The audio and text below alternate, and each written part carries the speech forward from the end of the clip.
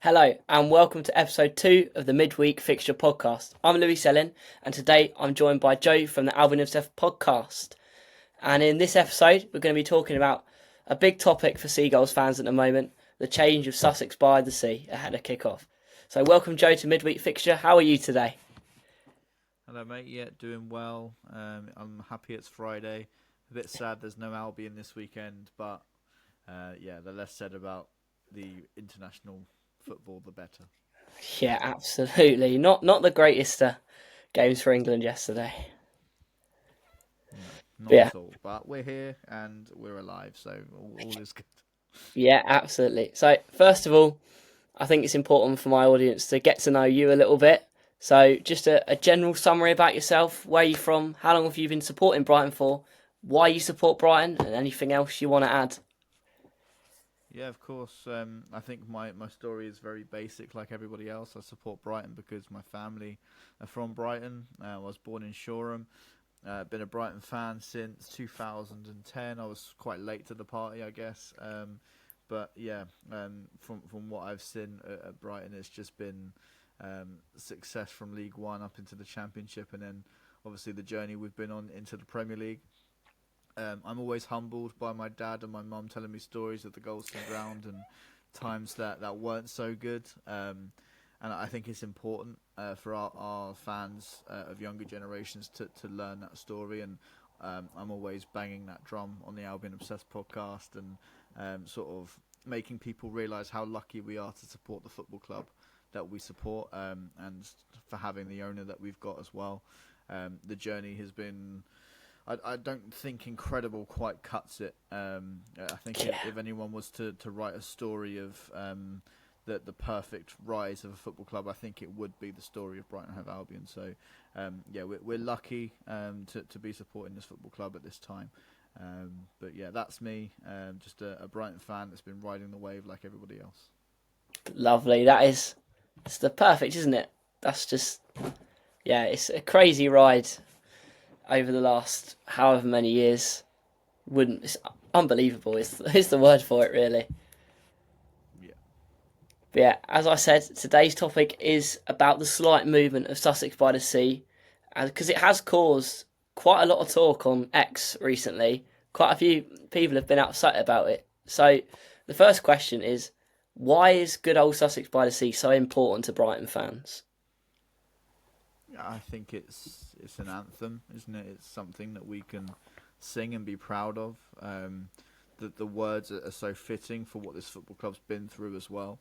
The fact that the fans would be there if we were a non-league side, I think we would still have a decent fan base of probably around 15,000. And you know, this club is Sussex by the Sea. I know obviously we've got Crawley, who are a little bit further north in Sussex. All the non-league clubs who are doing really well, and we have to have a nod to Worthing, who have been doing excellently well, and they've got a fantastic owner themselves.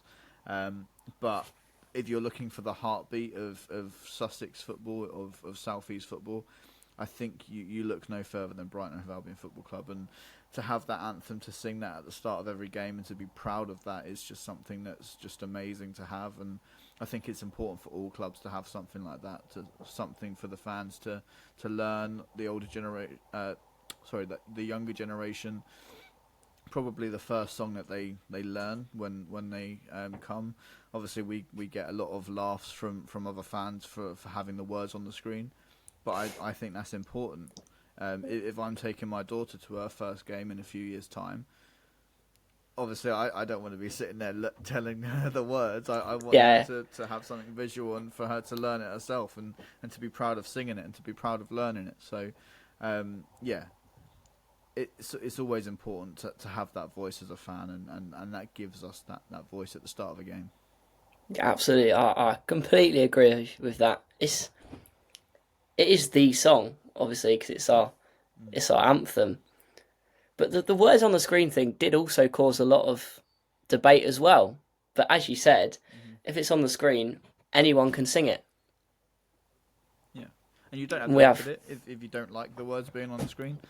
just don't look at it. Sing it off by heart. If you know the words, great, fantastic. But there's a lot of fans that don't know the words. There's a lot of fans that are coming to us from South America, from Japan, who don't know the words. So absolutely, it's an important thing that we have that to embrace our new fan culture, because essentially that they are what makes this club. We are what makes that club is the fan culture. So if we're not embracing new fans, then I don't think that's a very good step to take. Absolutely. So the slight change of Sussex by the Sea was brought about to allow Right Here, Right Now by Fatboy Slim to be played as the players walk out, and then Sussex by the Sea to be played just before kick-off. So what do you think of that choice of Right Here, Right Now? And what is the connection between Brighton and Fatboy Slim? Because I'm sure there's quite a few people that don't know that connection. Yeah, I think we're lucky to have a fan of his stature. Obviously, he's played a gig at the AMEX, one of the first gigs, I believe, that was ever played at the AMEX. So good to have that under our belts, I guess. But yeah, he's just someone that's embraced the culture of this football club from right back when we were at the Withdean. Obviously, the skin shirt sponsorships were his record label, and you know, it was so fitting that we had skin on the front of our shirts because that's what we were. So yeah, it's incredible to look back at those shirts and to have that connection to such a world famous artist. And I've been lucky enough to speak to him on a few occasions. We shot a documentary at the Withdean Stadium last year, and he agreed to come and be a part of it, which was just absolutely insane. And yeah, we had a good sort of half an hour chat, cut down to 17 minutes on our YouTube channel, and it was so good to learn about how that sponsorship deal came about, and how much he supported this football club, not just as a fan like us, but financially as well, and putting this club on the map where it should be. He's been a very important part and continues to be that to this day.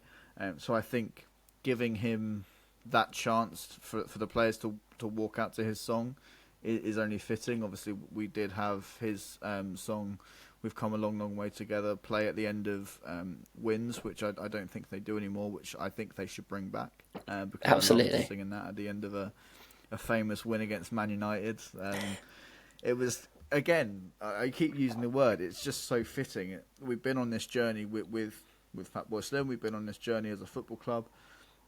So, yeah, people are sort of up in arms about the fact that it's not Sussex by the Sea as they walk out, but I think, as we'll get onto in a little while, that there are reasons as to why Sussex by the Sea has been moved. And I don't know, I think Right Here, Right Now sort of pumps the players up a bit more, and maybe it was a Fabian Hertzler decision. Maybe he's thinking, we don't need a classic wartime song playing as the players walk out. I need these players pumped. We know he wants to play football with intensity, so maybe he wants music with intensity. Absolutely. So, as you said, the change has been pushed by Hersler and the players, because Hersler wants what it was like at St. Pauli, because it was crazy. It's crazy. Anywhere else apart from England, the atmosphere is mental. He wants to improve our atmosphere, and he wants it to be, as he said, a castle. He wants the AMEX to be a castle. So, do you think that can happen, and do you think it's already improved the atmosphere? It's difficult, isn't it? Because the fan culture is so different. You haven't got 20,000 ultras behind the goal, jumping up and down in unison, setting off flares. You know, that sort of stuff is really unique to Europe and their ultras, and the fan culture in Germany as well is just unbelievable. So I don't think it's something that we can replicate. It's something that we can improve for sure. And it's great to have a manager that wants to improve that.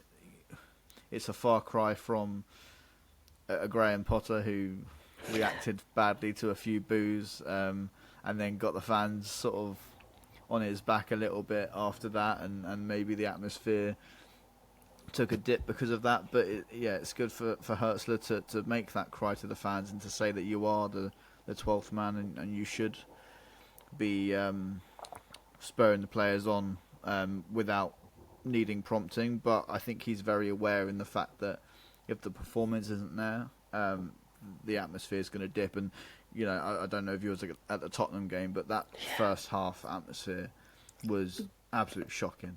Like, you could hear a pin drop. It was.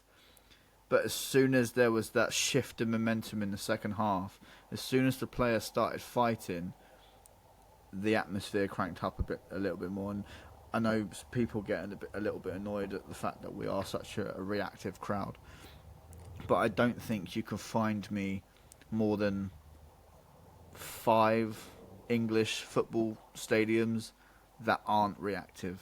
I think it's just our fan culture.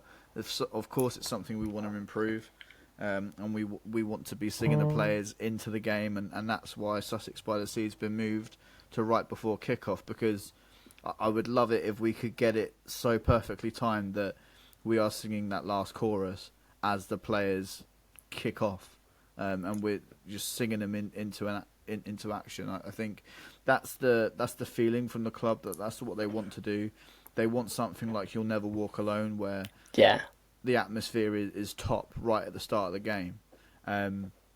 So I think it's a really positive move. Obviously, there's a lot of people that don't like to shy away from tradition and want it to stay the same. And I get that. I get the fact that people want the same continuity, because when things change at a football game, I don't know if you're superstitious, but I certainly am. If I get the wrong bus or the wrong train or whatever, I think, we've lost. So I get it, but I think it would be a positive change as we sort of get used to it. Yeah, off topic a little bit, talking of superstitions. I have to wear the same pair of socks to every game. What's one that you have that's a must do, otherwise we're going to lose? I absolutely have to have my scarf. If I forget my scarf, it's game over. So yeah, the same scarf. It's been the same scarf for 10 years, and weirdly, people might think this is grim, but I tend to keep myself quite clean, so don't worry.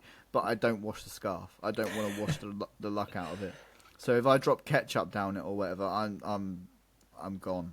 I'd have to get a new scarf or something. I wouldn't be able to wash it. Yeah, I do. If we win, the socks don't get washed. If we lose, straight in the wash. It's funny how people have. Next week. Yeah, it's funny how people have these different things that. I remember seeing someone they didn't have their Gregs before, and then we lost, and it was all about the Gregs that they didn't have. Yeah, I mean, superstitions are crazy things, and you can think too much on them. But yeah, I think it does play a part, because I think it plays a part in your mentality as well, maybe. Yeah. And you never know how that comes across to the players. I always think as well, like, I didn't go to the United game this year, and I was absolutely gutted to miss that last minute winner from João Pedro. But I always think, had I have gone, would that have happened? It's like the butterfly effect.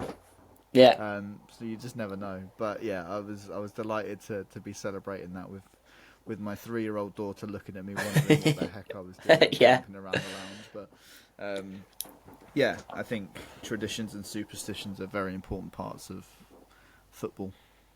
Absolutely. Well, I've got to remain quite neutral, but we, Touchwoods, haven't lost a game so far with the change, so hopefully that becomes the new superstition. We need that to stay. But finally, last question. You can be as biased as you like here. What is your overall opinion of the change? Would you keep it? Would you change it back? Would you change to something else? It's a really difficult one, as it's only been on for 4 games? Yeah. Maybe 3. I think I would keep it definitely for this season and just see how it plays out. Obviously, it depends on if Hertzler is with us for a long time. I'm sure he would want to keep it the same way as well. So I think it rides a lot on that. But I think, as I said, embracing change isn't always the scariest thing that people make it out to be. Yeah. And that we should use it as something positive and to sing even louder when Sussex by the Sea comes on and to spur the players on to get these famous wins. I mean, I think we take it for granted these days just how good we are. We've beaten Manchester United and Spurs already at the AMEX this season, and we're only in October. If that had been in our first season in the Premier League, my head would have been on Mars. And now I just see it as routine. Oh yeah, of course we're going to beat United. Of course we're going to beat Spurs. But this is history still in the making. What we are watching is the best times as a Brighton fan. So embrace everything, because it doesn't last forever. Yeah, I think that's what people need to think. You got to be grateful and realise, even after we lose, like, you got to think this probably isn't going to happen again. This probably is going to be these next, let's say, 5-6 years will probably be the best years that we're going to have as Brighton fans. So no need to be negative. Just go with it. No, of course, I hope and I think that Tony Bloom is building towards a greater future for this club, and that we could be successful in the Premier League for the next 20, 30 years. I don't see there's any reason that we can't do that with him at the helm, and God forbid, and we sell up or go anywhere else away from the Bloom family. They've been with us for a long time. But yeah, I don't see any reason why not. But we know that the worst could happen. You could have a season where you fall from grace, and you could get dragged into a relegation battle very easily. This is, whether you like it or not, the best league in the world. And we have to be aware of that. But obviously we've got the best tools possible to carry on being successful, and I think we will be. Yeah, I think the fact that we can have a moan and discussion about the changing of the song right now shows where we are as a club right now. Not moaning about, we could be getting relegated. No, we're on about a song. Yeah. Albeit very important. Moaning to Paul Barber at fans forums about lactose-free milk. So, goodness me, we are a little bit privileged as fans, aren't we? Absolutely, but if we do get dragged into a relegation battle at some point, it may happen, it might not. This is where the atmosphere makes the biggest difference. Mm-hmm. So if we can improve it now while we're at the top, then it could be a massive factor to moving forward and getting even better performances. Yeah, we know what atmosphere we can get at the AMEX as well. We've seen some incredibly hostile games. All Palace games that I've been to at the AMEX have been incredibly hostile. The big Chelsea 4-1. That was probably easily the best football match I've ever been to. Just for how it was with Graham Potter, it was only a month after he left us for the big bucks at Chelsea, and you could just feel from everyone the hatred towards him, towards Cucurella. And my gosh, wasn't it amazing to beat them 4-1? And the Sheffield Wednesday playoff game. There's so many to pick from. How the noise that we made with only 15,000 fans in there against Manchester City, incredible. The celebrations when we beat Manchester United 1-0 a couple of seasons ago. Yeah, just spine-tingling stuff. We know we can do it, and we just have to be up for it. And if the players are fighting on the pitch, I'm sure we'll be fighting in the stands as well. Absolutely. Speaking. Well, you never know. There might be a couple of... Not that we condone that, but... Not me, with hers... don't worry. With Hersler involved, you never know. Yeah. True. But yeah, a great insight there into the views and opinions of a proper Brighton fan there. On a controversial topic over the last few weeks, but thank you for coming on, Joe. Been a pleasure to have you on here.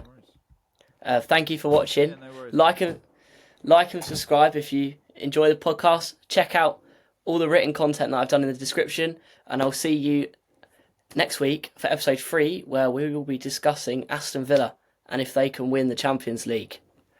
Big topic. But yeah, thanks for watching. But thanks Joe, for coming on.